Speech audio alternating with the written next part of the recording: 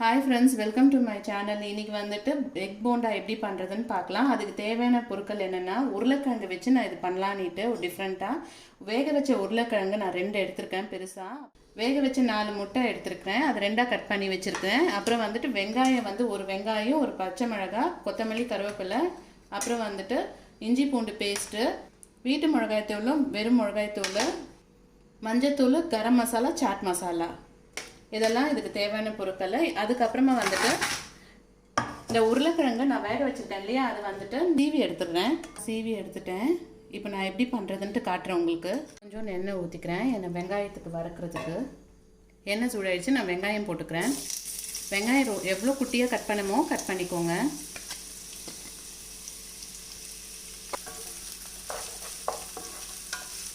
ஏன்னா இந்த உருளைக்கிழங்கு, இந்த வெங்காயம், இந்த மசாலா எல்லாமே பண்ணிவிட்டு இதில் தான் நம்ம அந்த முட்டையை வச்சு ஸ்டஃப் பண்ண போகிறோம்.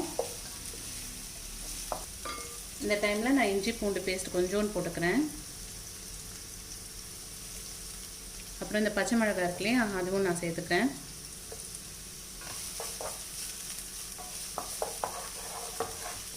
இந்த ரெண்டும் பச்சை வாசனை போயிட்டு அப்புறமா நம்ம அந்த உருளைக்கிழங்கு சீவி வச்சுருக்கோம் இல்லையா, வேக வச்சுட்டு நான் அதை சும்மா சீவி வச்சுருக்கேன்.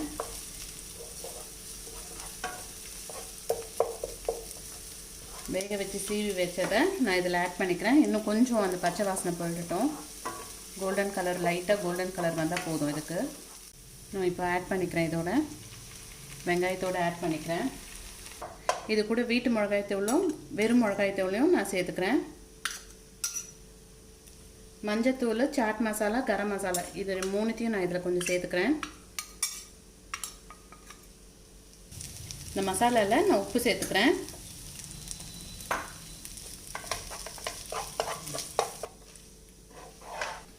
இதோட நான் கொஞ்சம் கொத்தமல்லியும் கருவேப்பிலையும் சேர்த்துக்கிறேன். எல்லாம் ஒன்றா மிக்ஸ் ஆகிட்டு இது கொஞ்சம் நம்ம ஆற வச்சுட்டு அப்புறமா மீதி என்ன எப்படி பண்ணுறதுன்ட்டு காட்டுறேன். நல்லா ஆறிடுச்சு. இந்த முட்டைக்கு இந்த மசாலா எடுத்துக்கலாம். இந்த முட்டையை எடுத்து இதை நடுவில் வச்சுட்டு நல்லா இந்த சைடும் க்ளோஸ் பண்ணிக்கணும்.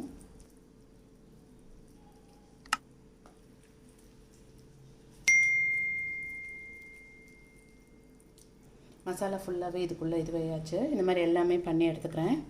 எல்லாமே நான் உருண்டை பண்ணி வச்சுட்டேன். இப்போ நான் வந்துட்டு ஒரு முட்டை எடுத்துருக்கிறேன். அதை நல்லா பீட் பண்ணிவிட்டு நல்லா பெரட்டி விட்டு பிரெட் கிராம்ஸில் போட்டு எடுத்துக்கிறேன். எல்லாத்தையும் இதே மாதிரி போட்டு எடுத்துக்கிறேன்.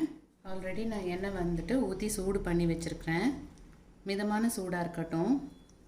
மெதுவாக போட்டுக்கோங்க.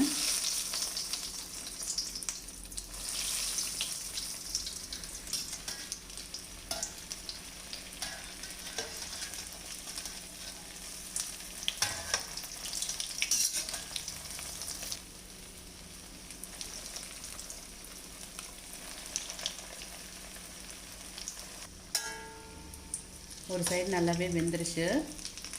அதை பார்த்து திருப்பி போட்டுக்கோங்க. முடிஞ்சிருச்சு, எடுத்துடுறேன்.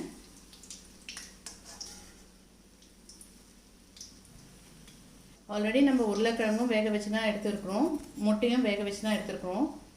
அந்த முட்டையில் டிப் பண்ணி இது பண்ணி ஃப்ரை பண்ணுறதுக்காக கொஞ்ச நேரம் பொரிஞ்சாலே போதும். நல்லா கிறிஸ்பியாக நல்லாவே வரும். போடும்போது மாத்திரம் பார்த்து போட்டுக்கோங்க. நான் பிளேட்டில் வச்சுட்டு காட்டுறேன்.